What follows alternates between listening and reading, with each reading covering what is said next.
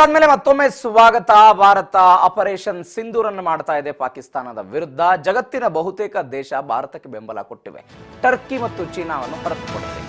ಇದೀಗ ಭಾರತಕ್ಕೆ ವಿಶ್ವದ ದೊಡ್ಡಣ್ಣ ಅಮೆರಿಕ ಬೆಂಬಲವನ್ನು ವ್ಯಕ್ತಪಡಿಸ್ತಾ ಇದೆ. ಭಾರತದ ಬೆಂಬಲಕ್ಕೆ ನಿಂತಿದೆ ಅಮೆರಿಕ.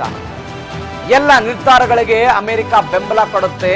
ಭಯೋತ್ಪಾದನೆಯ ವಿರುದ್ಧ ಭಾರತ ಹೋರಾಟ ಮಾಡಲಿ ಅಂತ ಅಮೆರಿಕ ಹೇಳಿದೆ. ಭಾರತ ಭಯೋತ್ಪಾದನೆಗೆ ಬಲಿಯಾಗಿದೆ, ಕ್ರಮ ಕೈಗೊಳ್ಳಿ ಅಂತ ಪಾಕ್ಗೆ ಹಿಗ್ಗಾಮುಗ್ಗಾ ಕ್ಲಾಸ್ ತೆಗೆದುಕೊಂಡಿದ್ದಾರಂತೆ ರೂಬಿನ್. ಪಾಕಿಸ್ತಾನ ಭಯೋತ್ಪಾದನೆಗೆ ಸಹಕರಿಸಿ ಸಂಘರ್ಷವನ್ನು ಆರಂಭಿಸಿದೆ. ಪಾಕ್ ವಿರುದ್ಧ ಎನ್ಎಸ್ಎ ಮೈಕಲ್ ರೂಬಿನ್ ಫುಲ್ ಗರಂ ಆದರು. ನೇರವಾಗಿ ಪಾಕಿಸ್ತಾನಕ್ಕೆ ಅವರು ಹೇಳಿದ್ರು, ಯಾವುದೇ ಕಾರಣಕ್ಕೂ ಯುದ್ಧವನ್ನ ಮಾಡಬಾರದು, ಸ್ಟಾಪ್ ಮಾಡಬೇಕು ಅಂತ. ಅಮೆರಿಕದ ಪ್ರಧಾನಿಗಳಿಗೆ, ಅಲ್ಲಿಯ ರಕ್ಷಣಾ ಮಂತ್ರಿಗಳಿಗೆ ಕರೆ ಮಾಡಿ ಅಮೆರಿಕ ಹೇಳ್ತು, ಯಾವುದೇ ಕಾರಣಕ್ಕೂ ಕೂಡ ನೀವು ಭಾರತದ ಮೇಲೆ ಯುದ್ಧವನ್ನ ಮಾಡಬಾರದು, ಸ್ಟಾಪ್ ಮಾಡಬೇಕು ಅಂತ. ಮೈಕಲ್ ರೂಬಿನ್ ಸೇರಿದಂತೆ ಅನೇಕ ಜನ ಈ ಹಿಂದೆಯೂ ಕೂಡ ಮಾತನಾಡಿದ್ದಾರೆ. ಟ್ರಂಪ್ ಕೂಡ ಪ್ರತಿಕ್ರಿಯೆ ಕೊಟ್ಟಿದ್ರು. ಇದರ ಜೊತೆಗೆ ಬೇರೆ ಬೇರೆ ದೇಶಗಳು, ವಿಶ್ವಸಂಸ್ಥೆಯ ಭದ್ರತಾ ಮಂಡಳಿಯ ಸದಸ್ಯ ರಾಷ್ಟ್ರಗಳು, ಕಾಯಂ ಸದಸ್ಯ ರಾಷ್ಟ್ರಗಳು, ಇವರೆಲ್ಲರೂ ಕೂಡ ಭಾರತಕ್ಕೆ ಬೆಂಬಲವನ್ನು ವ್ಯಕ್ತಪಡಿಸಿದ್ದಾರೆ. ಚೀನಾ ಈ ಕ್ಷಣಕ್ಕೆ ಹೇಳ್ತಾ ಇದೆ, ಈಗ ಬರ್ತಾ ಇರುವಂತಹ ಸುದ್ದಿ ಏನು ಅಂತ ಹೇಳಿದ್ರೆ, ಚೀನಾ ಯುದ್ಧ ನಡೀತಾ ಇರೋದು ನಮಗೆ ಗೊತ್ತೇ ಇಲ್ಲ ಎನ್ನುವಂತ ರೀತಿಯಲ್ಲಿ ಚೀನಾ ಮಾತನಾಡ್ತಾ ಇದೆ. 2 ದಿನಗಳ ಹಿಂದೆ ಚೀನಾ ವಿದೇಶಾಂಗ ಇಲಾಖೆ ಒಂದು ಹೇಳಿಕೆಯನ್ನ ಕೊಟ್ಟಿತ್ತು, ಸಂಯಮವನ್ನ ಕಾಪಾಡಿಕೊಳ್ಳಬೇಕು ಎರಡೂ ದೇಶಗಳು ಅಂತ.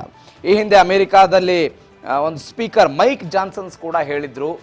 ಅವರು ಸುದೀರ್ಘವಾಗಿ ಮಾತನಾಡಿದ್ರು, ಭಾರತ ಇದಕ್ಕೆ ಬಲುಪುಷವಾಗಿದೆ, ಹೀಗಾಗಿ ಭಾರತ ತನ್ನ ಸೇಡನ್ನು ತೀರಿಸಿಕೊಳ್ಬೇಕು, ಪ್ರತೀಕಾರವನ್ನು ತೀರಿಸಿಕೊಳ್ಬೇಕು, ಅದಕ್ಕೆ ಅಮೆರಿಕ ಎಲ್ಲ ಸಿದ್ಧತೆಗಳನ್ನು ಕೂಡ ಮಾಡುತ್ತೆ, ಅವ್ರಿಗೆ ಏನು ಅವಶ್ಯಕತೆ ಇದೆಯೋ ಅದನ್ನು ನಾವು ಕೊಡೋದಕ್ಕೆ ಸಿದ್ಧರಿದ್ದೇವೆ ಎನ್ನುವಂಥ ಮಾತನ್ನ ಅಮೆರಿಕದ ಸ್ಪೀಕರ್ ಮೈಕ್ ಜಾನ್ಸನ್ಸ್ ಕೂಡ ಹೇಳಿದ್ರು.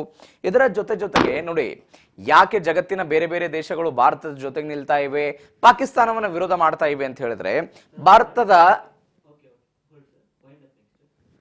ಭಾರತದ ಉದ್ದೇಶ ನಾಗರಿಕರನ್ನ ಕೊಲ್ಲೋದಾಗ್ಲಿ ಅಥವಾ ಸೇನಾ ನೆಲೆಗಳನ್ನ ಧ್ವಂಸ ಮಾಡೋದು ಅಂತಲ್ಲ.